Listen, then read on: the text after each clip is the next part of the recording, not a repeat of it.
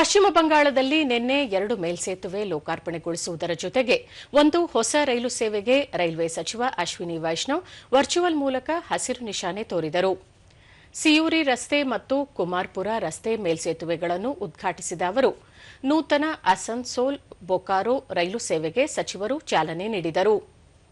ಈ ಸಂದರ್ಭದಲ್ಲಿ ಅಶ್ವಿನಿ ವೈಷ್ಣವ್, ಈ ಯೋಜನೆಗಳು ಪಶ್ಚಿಮ ಬಂಗಾಳ ರಾಜ್ಯದಲ್ಲಿ ರೈಲು ಮೂಲಸೌಕರ್ಯವನ್ನು ಬಲಪಡಿಸುವುದರ ಜೊತೆಗೆ ಸುರಕ್ಷತೆಯನ್ನು ಹೆಚ್ಚಿಸುವ ಮತ್ತು ಪ್ರಾದೇಶಿಕ ಸಂಪರ್ಕವನ್ನು ಸುಧಾರಿಸುವ ನಿಟ್ಟಿನಲ್ಲಿ ಮಹತ್ವದ ಹೆಜ್ಜೆಗಳಾಗಿವೆ ಎಂದು ಹೇಳಿದರು.